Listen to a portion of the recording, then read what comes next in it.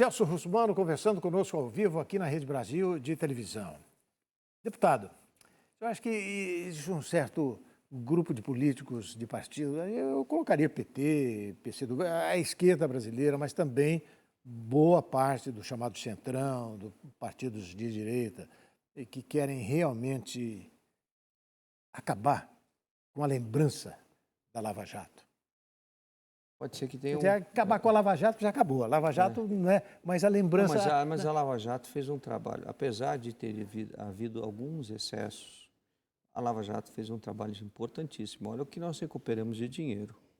Pois né? a Petrobras, o caso da Petrobras... Então, existe a recuperação de muito dinheiro. Então, a gente não pode dizer que ela foi inerte, que ela o dinheiro foi devolvido para o Brasil, dinheiro que veio de fora...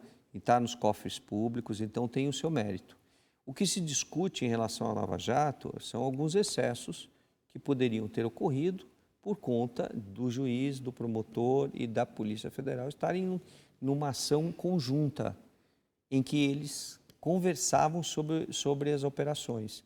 Isso não é uma coisa boa, isso é o ativismo judicial que a gente está vivendo então, de novo agora. O deputado, seu colega Dallagnol, não é? Ex-procurador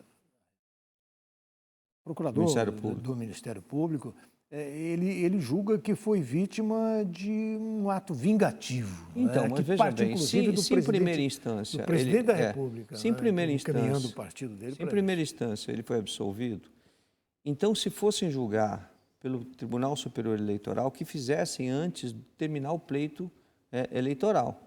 Porque depois que você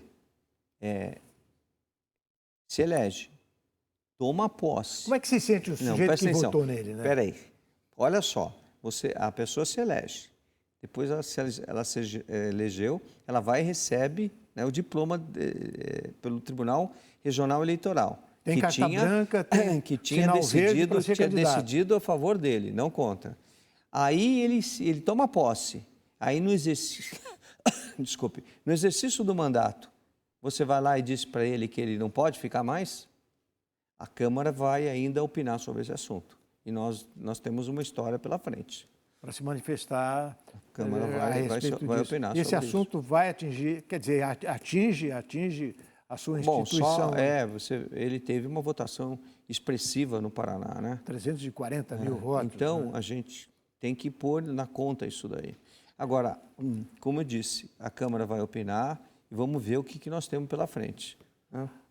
Existe quem pense que isso aí, esse caso Dallagnol, a cassação pelo Tribunal Superior Eleitoral... Na verdade, a cassação da legenda, né? Porque... O voto não fica na legenda? Então, a cassação da legenda dele, pessoa, né? Então, dele, pessoa. Agora, há quem acredite que isso aí abre um certo caminho para a inelegibilidade do ex-presidente Bolsonaro. O que o senhor acha disso?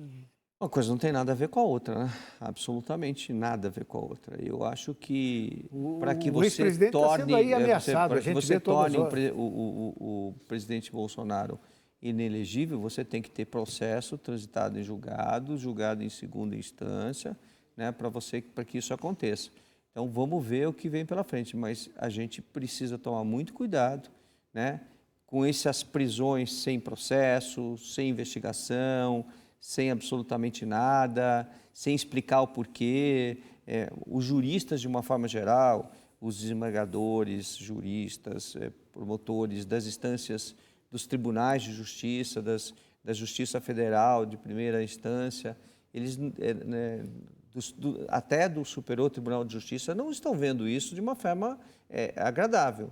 Só que, como existe uma hierarquia, eles têm aceitado.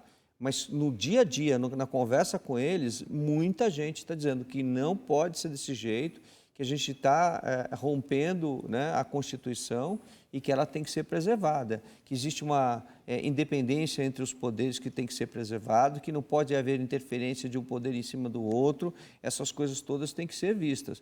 E a gente precisa construir democracia em cima da legislação, respeitando a legislação, em primeiro lugar, a Constituição brasileira.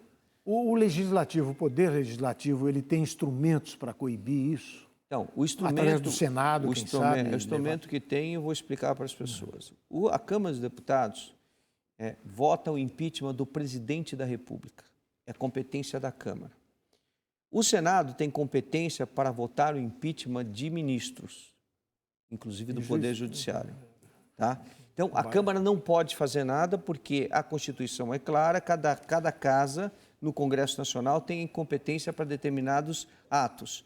Então, a Câmara para impeachment o presidente da República, o Senado para votar e fazer impeachment dos ministros. Então, o Senado precisa agir. Aí, se o Senado agir e se for instaurado o processo de impeachment e apurado e algum ministro for impeachmentado do Supremo Tribunal Federal, né, aí talvez a coisa ande de outra forma, porque está difícil, está difícil. A gente não pode ter uma justiça que está acima de tudo e de todos, inclusive da Constituição. Deputado, vamos falar um pouco de São Paulo? Qual é a sua expectativa para o ano que vem, hein?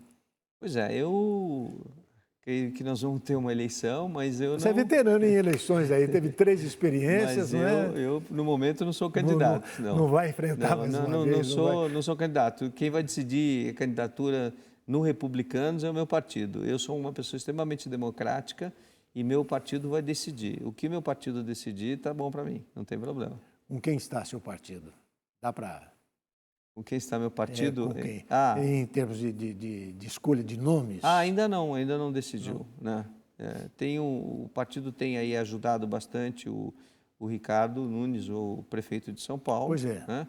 Mas ainda o partido vai decidir. Eu até tenho uma conversa com o presidente do partido, né? O atual presidente municipal, e que vai acontecer hoje ainda.